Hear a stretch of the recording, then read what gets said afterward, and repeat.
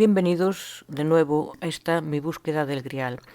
Hoy daremos un aldabazo a la puerta de los mitos, en concreto a los mitos de resurrección. Habíamos señalado el arquetipo de la sangre como sinónimo de inmortalidad y de resurrección. Buscando en la mitología, sobre todo en la mitología griega, he encontrado cosas curiosas, algunas relacionadas directamente y otras no, con la curación y la vuelta a la vida. Una de esas curiosidades es que a las culebras se las considera encarnaciones de los muertos.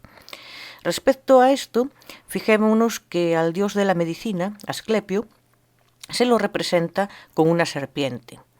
Sabemos que esa serpiente es la serpiente Pitón. ¿Por qué? Pues porque Apolo, que era su padre, el de Asclepio, la persiguió y le dio muerte, porque ésta no hacía más que perseguir a su madre, Leto, o Latona, si preferís este otro nombre, que es el mismo. En honor de Pitón, creó el santuario de Apolo en Delfos, de donde salió el oráculo, el cual, en estado de éxtasis, provocado por alucinógenos de la época como setas o cannabis, la llamada pitonisa lo daba a conocer.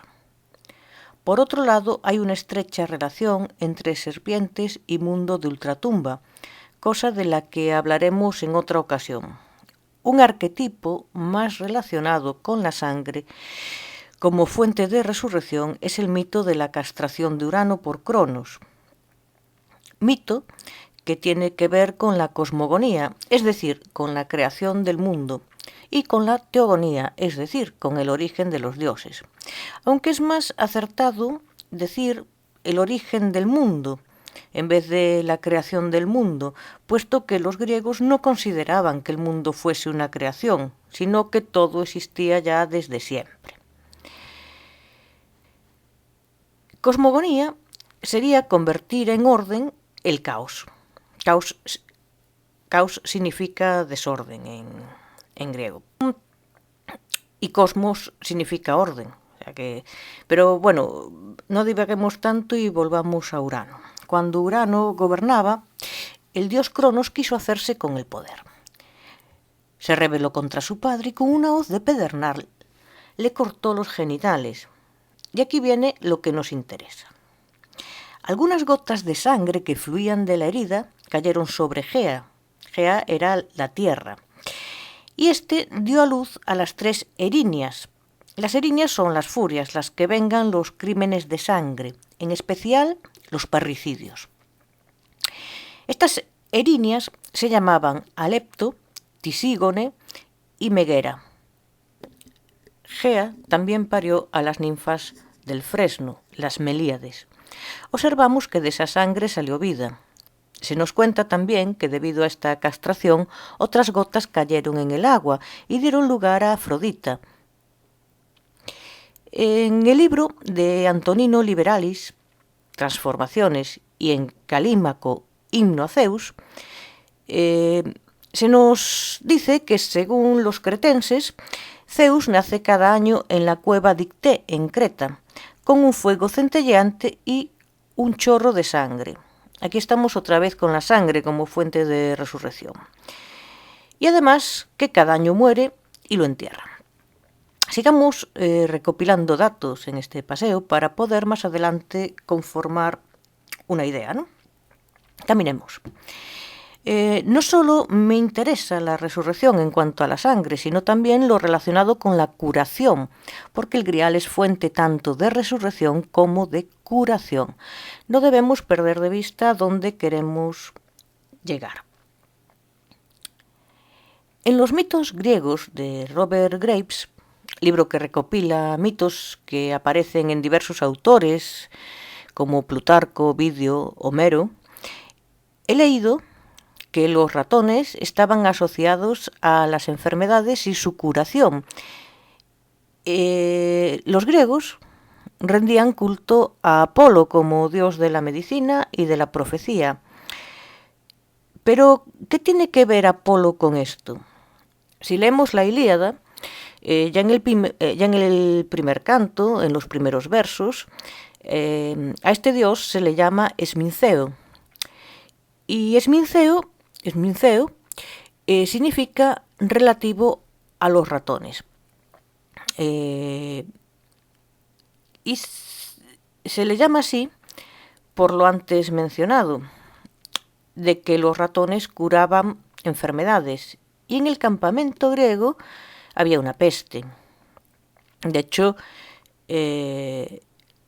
empieza así la Ilíada, ¿no? Con la peste en el campamento. Bueno, a Asclepio, Esculapio en latín, con su báculo, ese báculo que tiene una serpiente ascendente y que se utiliza como símbolo de la medicina, o bien la copa de Higinia con su serpiente, el símbolo de las farmacias. Recordemos que a las serpientes se las consideraba como encarnaciones de los muertos. Lo hemos de relacionar con la curación. Asclepio era hijo de Apolo, y fijémonos que a Apolo también se le llama Apolo Pitio, por la serpiente Pitón. Aquí nos encontramos con dos elementos. Por ejemplo, en la copa de Higinia, la copa como recipiente, como cáliz, donde se mezclan distintos tipos de hierbas para hacer brebajes curativos, al igual que pasa hoy en día, aunque lo hagamos de distinta manera, pero pensemos en las fórmulas magistrales, ¿no? Decíamos que por un lado estaba la copa, pero por otro tenemos esa serpiente. Del mito de Higinia hablaré más adelante. Ahora vamos a centrarnos un poquito en Asclepio, que como ya he dicho era hijo de Apolo y de Corónide. Y se cuenta que resucitó a un muerto. No perdamos de vista que Asclepio era el dios de la medicina. Bueno, pues resucitó a un muerto y por ello causó la ira de Hades, que era el dios del infierno, también llamado Plutón. Y Zeus mató a Asclepio con un rayo. No solo los mitos griegos nos hablan de resurrección. Se nos cuenta que el culto a Mitra es de origen indio y data del siglo XIV a.C. Recordemos, por cierto, que Mitra fue uno de los dioses que adoptó la cultura romana, al igual que Cibeles y otros que vinieron de Oriente. Bueno, de la India pasó a Persia y los romanos, por el sistema de la evocatio, se apoderaron de él. Voy a explicar lo que era la evocatio. Los romanos tenían la creencia de que si se apoderaban de alguna manera de los dioses de los enemigos, en vez de favorecer a aquellos, favorecerían a los romanos. Entonces los evocaban, los llamaban, y ese dios se ponía de parte de ellos. Después estaba lo que se llama la interpretatio, que era adaptarlos a sus cultos, a su religión, ¿no? De alguna manera. Lo que hacía Mitra era lo siguiente: pesaba el alma de los muertos en el más allá, cosa, por cierto, muy típica en la cultura antigua. Los egipcios también tenían esa creencia. Esto lo podemos encontrar en el libro de los muertos. Llevaban el corazón, que estaba representado por el escarabajo, ese famoso escarabajo egipcio, lo llevaban para pesar.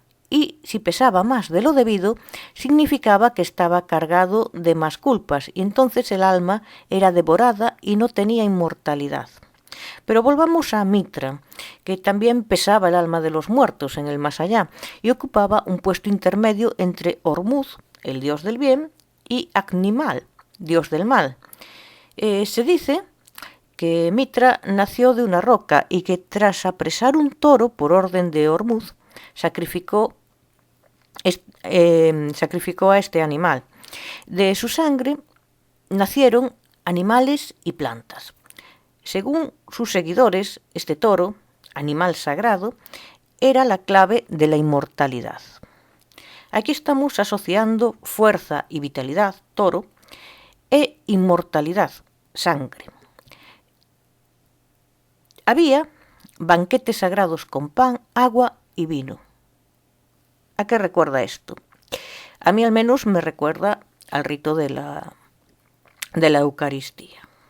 Pero bueno, en Occidente, a Mitra, por estar relacionado con el sol, se le llamó también Sol Invictus, el famoso Sol Invictus. Su fiesta era el 25 de diciembre, después del solsticio de invierno. Aquí entramos en la resurrección en el sentido astronómico de la palabra. Recordemos de paso una cosa. Jesús no nació el 25 de diciembre.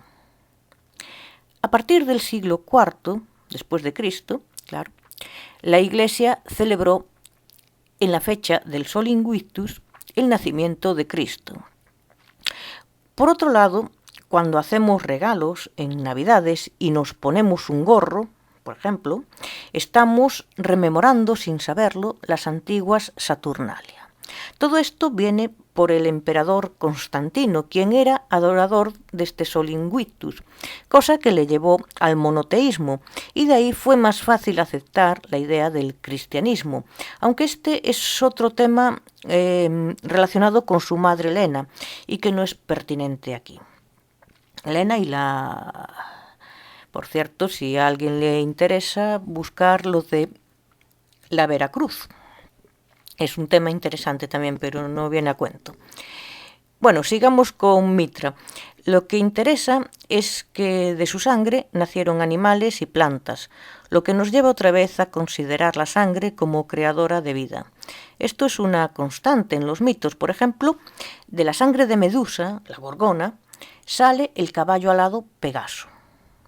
Pero no todo es la sangre como arquetipo de resurrección, sino que tenemos a ciertos personajes que están entre la realidad y el mito, como Homero o Esopo, que no se sabe si existieron realmente. En cuanto a Esopo, hay un romance anónimo que se llama Guita de Esopo, del siglo V a.C., que nos cuenta que es un esclavo frigio que denuncia injusticias y critica a la clase poderosa. Aquí su vida se presenta llena de aspectos misteriosos, y uno de ellos es que Esopo muere a manos de dos sacerdotes de Delfos y nos anuncia una posible resurrección.